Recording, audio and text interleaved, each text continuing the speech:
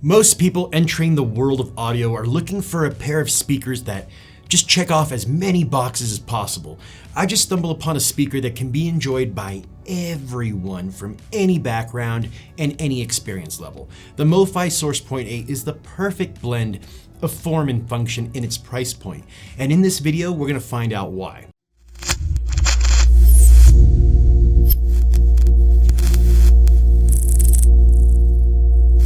Welcome back to the channel, my friends. I know it's been a couple of months since my last video. As you can see, my surroundings changed a bit. I've been cooking up some good stuff for you, so make sure to subscribe to the channel if you haven't already so you don't miss a thing. There aren't that many options out there that will satisfy you as much as the SourcePoint 8s by MoFi at only 2,000 bucks. Now, some of you might say, Mike, wow, 2,000 doll hairs is a lot of money in this economy. And it is, but if you are at the point in your life when you want to get serious about audio, saving your pennies for a good investment is a smarter route to take than continuing to set your money on fire on cheap disposable audio. My job here is to help you navigate the path so you spend your hard-earned cash on things that will provide you with years and years of enjoyment rather than marketing fluff and just empty promises. We set these up at my local HiFi destination, Soundings in Greenwood Village, Colorado. This store is just so much more than just a retail shop. Look, I'm not sponsored by these guys. I just enjoy the experience and will tell anyone and everyone willing to listen. So if you're a local Coloradan, it's worth the stop. Why did I set these up there instead of my home studio? Well, because I'm taking a different approach with loudspeakers. I personally didn't know how much of an impact speaker placement had until I started spending time with Jess over at Soundings.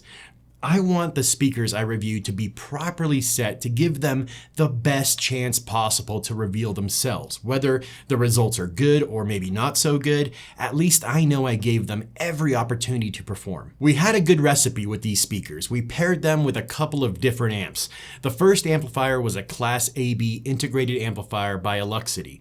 For the source, we used a Lin Catalyst streamer, and it was connected using mostly Siltech cables. This wasn't a cheap recipe by any means. However, I'm more than certain that similar sonic outcomes can be achieved using different components with different price points. The adventure always lies with you creating your own masterpiece recipe. Drop a comment below on your favorite way to set up your system at home so we can swap recipes, so to speak. You could tell Andrew Jones designed these with pride and purpose. The first thing you probably noticed is there's only one 8-inch woofer with a tweeter in the middle. I like paper cone woofers like these because they tend to have a very natural sound. The woofer has an accordion surround which provides low excursion and moves a little faster, giving us much better results for its larger size. The deepest bass is coming from the ports around the back anyway, so this allows the 8-inch driver to provide more clarity and detail in the mid-range, which is not normally found in a driver of this size. We started things off by listening to the Ballad of the Runaway Horse by Rob Wasserman from his Duets album. I felt the mids and highs blended incredibly well with the bass, even though at first, before we set the speakers, in true Andrew Jones fashion, these were on the bassier side. It turned out to be a silky smooth sound once Jess performed his master set process.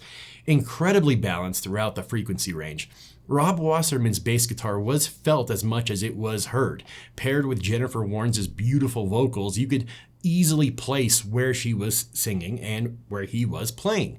This is also a great song to use to dial in your speakers. We will have more on that in an upcoming video. Next up, we listened to Resurrection by Leonard Bernstein, an incredibly powerful symphony.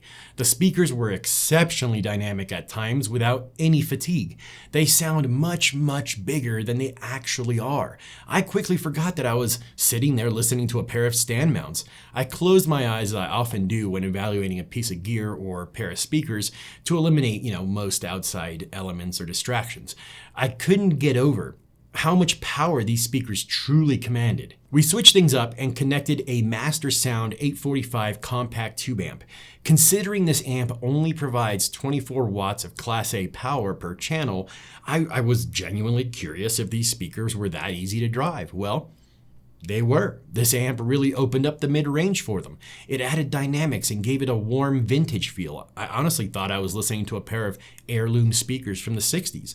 Just goes to show how different electronics provide a different type of sound.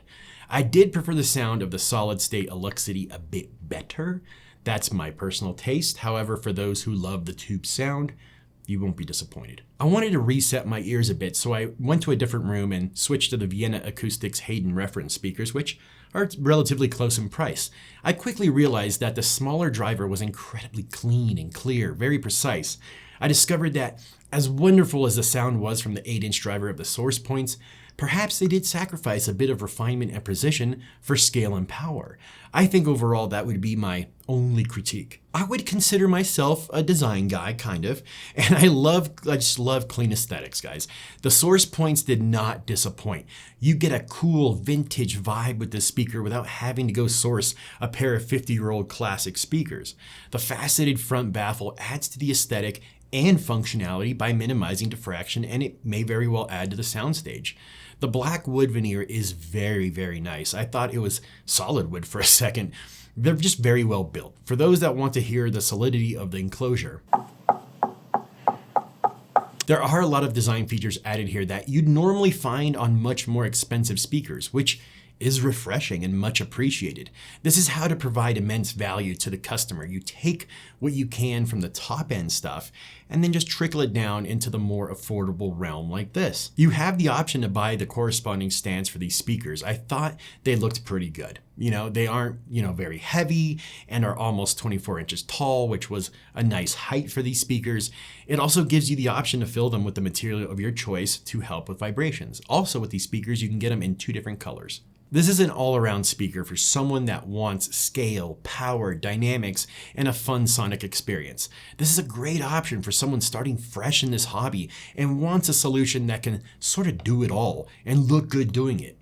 I'm a bit sad to be sending these back, to be honest. I really don't want to, but I must make room for all the new stuff that's coming in and already here, so no rest for the wicked.